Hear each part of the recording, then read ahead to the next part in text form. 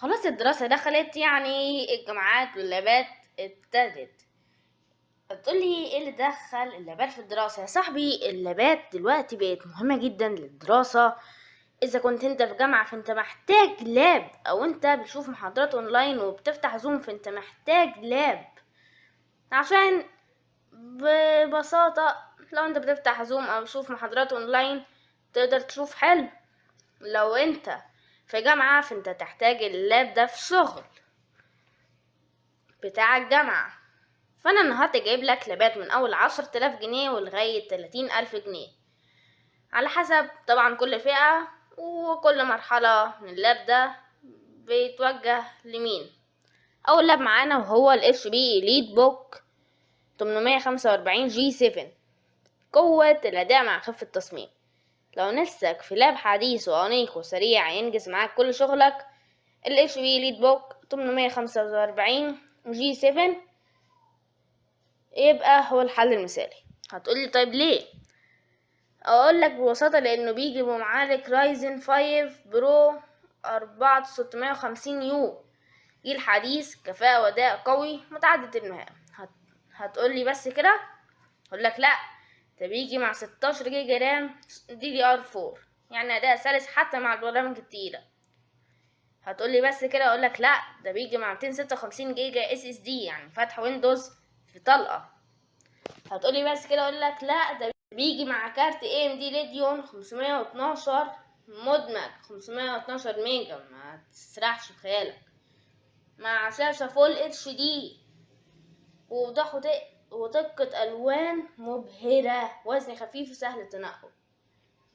والسعر هتلاقيه بالنسبة للمواصفات دي مش غالي أبدا، لأن السعر هو 10,500 جنيه، ما يعادل $200. هتقولي هو مش رخيص، بس مفيش لاب أرخص من كده. بالمناسبة اللاب ده مستعمل، لأن مفيش أي لاب جديد يستحق الشراء في الفئة دي، أو مفيش لابات أصلا في الفئة دي يستحق الشراء. لاب كده سليم، حاجة عظمة أوي، شياكة، وكمان يا عم متثبت عليه ويندوز 11، يعني عايز ايه أكتر من كده؟ نروح للفئة اللي بعدها، واللي هي فئة 15,000 جنيه، فوق 15,000 جنيه بشوية. هتاخد الديل بريسيشن 5530. هتقولي ده ايه مواصفات؟ هقولك انتل كور i7 8850H، يعني معالج i7 جيل 8 يا عم، مع 6 كور، مع سرعة بوست بتوصل ل4.2 جيجا هرتز، مع رامات 16 جيجا DDR4. انا مش بعمل لك عرض ولا بسيح لك اللاب ده، انا بقول لك ان مواصفات اللاب ده جبارة، لانه بيجي بكارت انفيديا 4 جيجا، يعني حاجة عظمة، مع شاشة طبعا فول HD. احنا متعودين من الشاشات الفول HD من اللابات ديل، مع 512 M.2 SSD، يعني طلقة. كل حاجة في اللاب ده طلقة، مع كارت كوادرو بي 1004 جيجا. انا معتقدش ان انت عايز اكتر من كده للدراسة او الجامعات اللي هي مش بتحتاج اداء احترافي. حتى لو احتاجت يا عم تعمل مشاريع، الكارت هيسد معاك والمعالج هيسد معاك. 17,950 جنيه. بس ما تنساش انه كارت 4 جيجا، تعلى بالميزانية، ومعالج جيل 10. هتقولي عايز لاب محترم، ميزانية فوق 20,000 جنيه، يبقى اللاب ده هو المثال ليك للشغل. انا في الفيديو ده مفيش اي لابات جيمنج، مفيش اي لابات تيجي بRGB، بس مش معنى كده ان اللابات دي وحشة، بالعكس حلوة، وممكن كمان في لابات تشغل الجيمنج اللي انت عايزه. شغل GTV يا عم، شغل فورتنايت. هتقولي ايه اللاب ال i7 جيل 10؟ هقول لك التيل بريسيشن 5550 كور اي 7 جيل 10880 اتش بسرعة بوست بتوصل ل5.2 جيجا هرتز مع 6 كور و12 ست. طبعا اكيد بيدعم الويندوز 11 او هتقدر تثبت عليه ويندوز 11 مع هارد 512 جيجا اس اس دي M.2 وكارت شاشة 4 جيجا. بس هو مش اقوى حاجة الصراحة للجيمنج، بس الشغل كويس جدا وشاشة 4K، فده اللي مخلي يساعده شوية. تقولي ايه الكارت؟ اقولك الكوادرو تي 1000. انا زي ما قلتلك انا جايب لك حاجات عملية في الشغل اكتر من الجيمنج. طب سعر اللاب ده ايه؟ سعر اللاب ده 27,000 جنيه.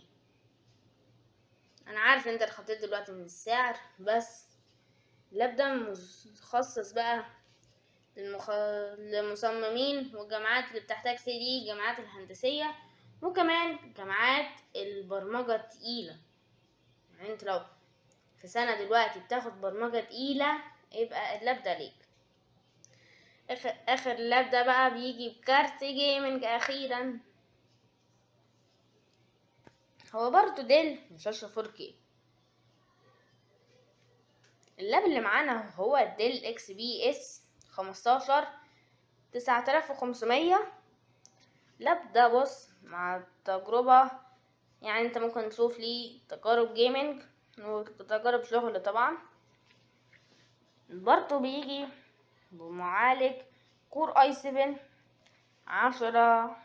750 اتش 6 كور و12 ثريد مع سرعة بتوصل ل 4500 جيجا هرتز وهارد 512 اس اس دي M.2 مع كارت اللي هيدوس معاك في الجيمنج وهو جي تي اكس 1650 تي اي 4 جيجا.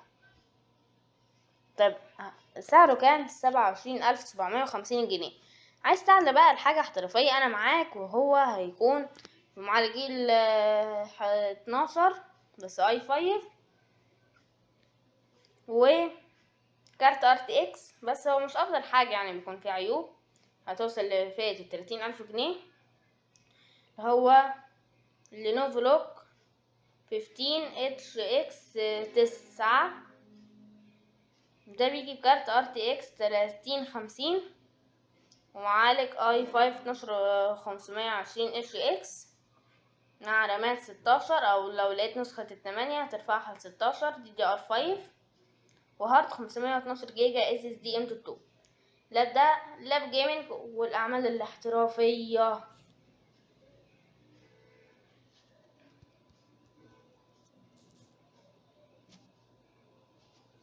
طب هتقولي هو خلاص كده مفيش لابات تاني؟ طب انا كنت عايز لاب تحت 10,000 جنيه. بص يا صاحبي، هو اقل حاجة اللي بتبتدي بيها في اللابات هي 10,000 جنيه للأسف، عشان هي ال10,000 جنيه بتساوي ايه؟ 200 دولار. فانت كمان هتروح للمستعمل، لان الجديد هتلاقيه كور اي 3 فيت يو فهو موفر للطاقة اللي هو مفتحش معاك ويندوز. فانا جبت لك لابات محترمة جدا في فئات سعرية مختلفة. في لابات بتكون في نفس الفئة السعرية بس مختلفة في المواصفات. جبت لك اشهر اللابات اللي هتفيدك في الدراسة وبس كده.